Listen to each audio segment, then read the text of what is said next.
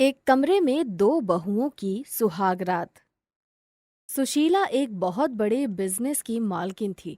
उसने अपने दोनों बेटों वरुण और नितिन को बड़े संस्कारों से पाला था। नितिन और वरुण दोनों को ही पैसों की कदर थी और दोनों ही बहुत सादा जीवन जीते थे। नितिन डार्लिंग, ये क्या है? तुम आज ये छोटी सी कार लेकर आ गए। इतने अमीर हो तो अपने स्टेटस को मेंटेन किया करो यार। इतना भी धरती से जुड़े रहने की जरूरत नहीं है। तुम्हें तो कोई फर्क ही नहीं पड़ता। इस कार में अगर मैं घूमूंगी तो क्या इज्जत रहेगी मेरी? अरे कोमल, ऐसी कोई बात नहीं है। कार के छोटे बड़े होने से क्या होता है। तुम मुझसे प्यार करते हो ना, तो बस मेरी बात मानो और अब से बड़ी गाड़ी लेकर ही मुझे पिक करने आया करो। नितिन और कोमल एक दूसरे को बहुत पसंद करते थे, पर नितिन के स्वभाव से बिल्कुल उल्टा स्वभाव कोमल का था। उसे दिखावे का बड़ा शौक था। वो जब तक दो चार लोगों के आगे अपने स्टेटस की डींगे नहीं हाँकती, उसे चैन नहीं मिलता था। और इस मामले में उसके टक्कर की थी आलिया। I am 26 Varun. अब आई कांट वेट। तुम अपने घर पर बात करो, नहीं तो तुम जानते ही हो, बहुत बड़े बड़े घरों का रिश्ता मेरे लिए वेट कर रहा है। ऐसा कुछ नहीं होगा आलिया। आज ही मैं घर पर बात करता हूँ। जल्द से जल्द हम शादी करेंगे। एंड या, शादी बड़ी होनी चाहिए। लोग भी देखें कि आलिया दुल्हन बनी है। तुम्हें मानना ही पड़ेगा, तुम बहुत लकी हो। वरुण और नितिन एक साथ ही अपने घर पर बात कर लेते हैं और दोनों की शादी बड़ी ही धूमधाम से हो जाती है। दोनों जोड़े कार से अपने घर की तरफ रवाना हो जाते हैं। तुम्हारे घर पर स्विमिंग पूल तो है ना Varun? Swimming pool? Oh god, किस जमाने की हो तुम? टेरेस पूल के जमाने में स्विमिंग पूल? हाँ, आपके तो अच्छे खासे पैसे बच जाएंगे देवर जी। जरा एसी बढ़ाना वरुण। किसी रेस्टोरेंट से आई हो क्या तुम? एसी फुल ही है। आप तो मुझे मत ही समझाइए। हमारी गाड़ियां 2 सीटर होती हैं। यूं भेड़ बकरी की तरह एक कार में मेरे यहाँ 5 लोग नहीं बैठते। आपको आदत होगी ऐसे रहने की, बट मुझे नहीं। पूरे रास्ते दोनों देवरानी जेठानी लड़ती ही रहती हैं। कुछ देर में उनकी कार एक छोटे से घर के बाहर रुकती है। हाँ, ये ये क्या है? ये ड्राइवर हमें कहाँ छोड़ गया नितिन? यही अब तुम्हारा ससुराल है कोमल। ये तो वो बंगलो नहीं है नितिन। ये घर है कि झोपड़ी? तभी घर में बाहर आकर सुशीला कहती है, यही बातें करते रहोगे तुम लोग कि अंदर भी आओगे? आलिया और कोमल घर के अंदर जाती हैं और उस घर में सिर्फ एक ही कमरा था। What the hell! ना एसी ना कूलर, ऊपर से एक ही कमरा और उस कमरे में एक ही बिस्तर। ये सब क्या है नितिन? तुम्हारा बंगला कहाँ है? बिजनेस का क्या है बहू, ऊपर नीचे हो ही जाता है। एक कॉन्ट्रैक्ट जिसमें हमारे सारे पैसे लगे हुए थे, फाइनल ही नहीं हो पाया और कंपनी को बहुत बड़ा नुकसान हो गया। तुम दोनों को बड़ी शादी चाहिए थी ना, अब तो बंगला बेचकर हमने शादी में पैसे लगा दिए बहू। अब जो है यही है। दोनों ही बहुएं अपना सर पकड़ लेती हैं। एक छोटी कार को बर्दाश्त ना करने वाली लड़कियों को अब एक छोटे से कमरे में रहना पड़ता है।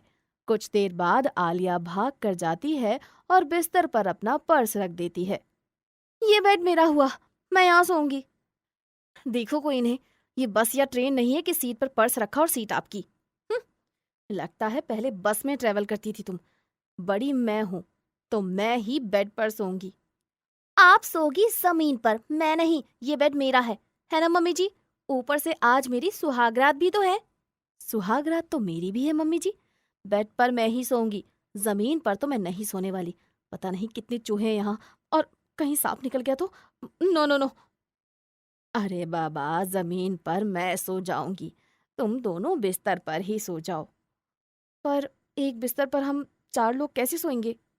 सुशीला बाहर जाकर एक बड़ा सा प्लाई लेकर आती है और बेड के बीचों बीच डिवाइडर की तरह खड़ा कर देती है।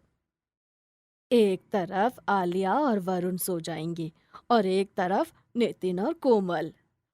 और यही होता भी है। एक ही बिस्तर पर दोनों जोड़ों को अपनी सुहागरात मनाने पर मजबूर होना पड़ता है।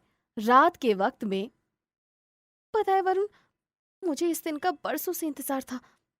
कब हम पूरी तरह एक होंगे, आई लव यू वरुण। इसीलिए तो एक बिस्तर पर किसी और के साथ सुहागरात मनाने को भी मैं राजी हो गई। ओ आलिया, आई लव यू। आज तो तुम और भी ज्यादा खूबसूरत लग रही हो। Let me love you. पता है नितिन, ये आलिया है ना, एक नंबर की अय्याश लड़की है। तुम्हें तो अपनी भाई की शादी इससे होने ही नहीं देनी चाहिए थी। हमारा जूनियर था ना, राकुल, अरे वो प्ले बॉय, उसको भी नहीं छोड़ा था इसने। रकुल? पर आलिया ने तो मुझे कहा था कि वो तुम्हारा बॉयफ्रेंड था कभी।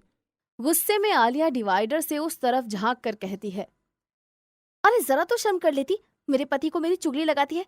आज तुझे तेरी औकात ना याद दिलाई तो मेरा नाम भी आलिया नहीं। ये सब छोड़ो ना डार्लिंग, आओ मेरी बाहों में, अब इंतजार नहीं होता। और ज्यादा मिमियाओ भी मत, हमें प्यार करने में डिस्टर्ब मत करो। दोनों जोड़े अपनी सुहागरात एंजॉय करने लगते हैं। वरुण, जरा साइड हो ना, आई वॉन्ट सम स्पेस, तभी तो मजा आएगा। पर स्पेस है कहाँ? हमें भी सुहागरात मनानी है, जरा साइड तो हो लो। तुम साइड हो लो ना। और इसी तरह दोनों जोड़ों की सुहागरात पूरी हो जाती है।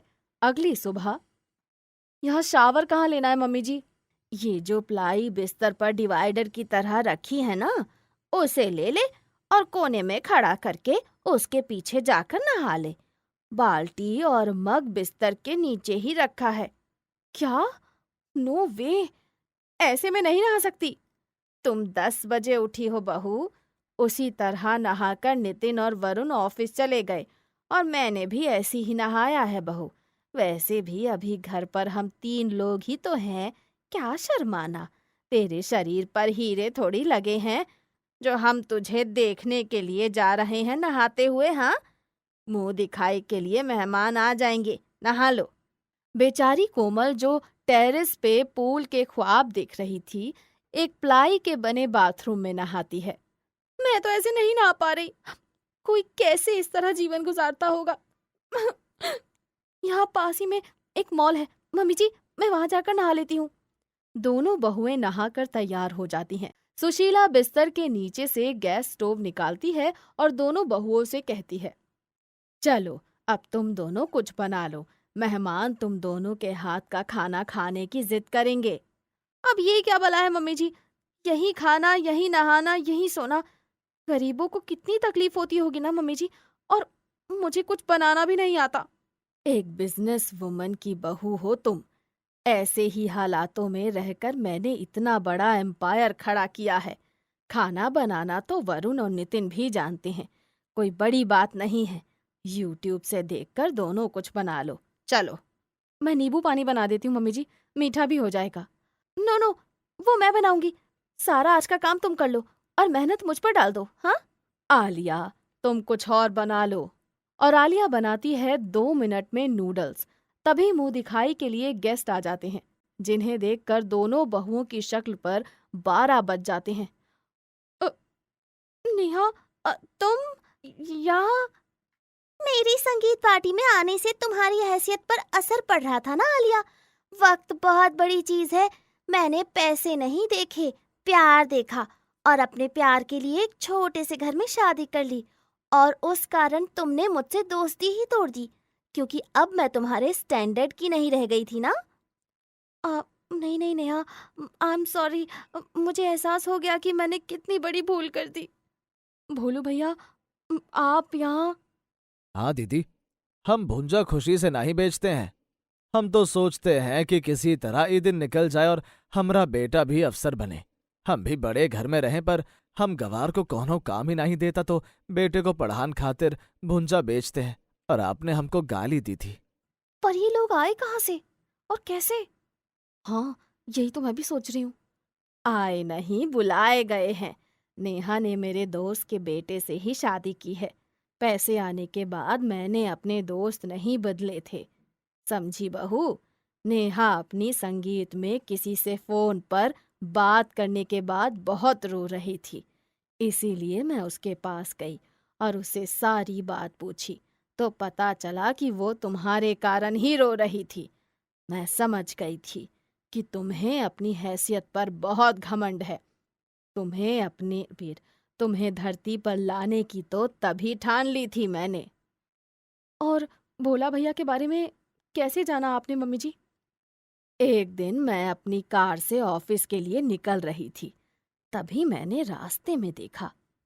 तुम भिखारी, मेरी कार से सटकर अपनी गंदी सी रेडी लगा दी तुमने। मेरे कार में स्क्रैच आ जाते तो।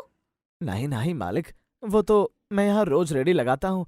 आज आपने यहाँ अपनी गाड़ी लगा दी थी तो हमने उसी के बाजू में अपनी रेडी लगा दी। ऊपर से जुबान भी लड़ाते हो मुझसे, हाँ? कोमल अपनी कार स्टार्ट करती है और भोला की रेडी को टक्कर मारती हुई आगे निकल जाती है। ये सब मैंने देख लिया था और जब नितिन और वरुण ने मुझे तुम दोनों की तस्वीर दिखाई, तब मैंने ये नाटक रचा। हमारा कोई नुकसान नहीं हुआ है बहू, हमारा बंगला वैसा का वैसा ही है। ये सबक था तुम दोनों के लिए। हम समझ गए मम्मी जी, हम सब कुछ समझ गए अब। दोनों बहुओं को अपनी गलती का एहसास हो जाता है और दोनों अपने असली ससुराल चली जाती हैं। पर सुशीला के इस सबक के बाद दोनों कभी किसी को नीची नजरों से नहीं देखती हैं।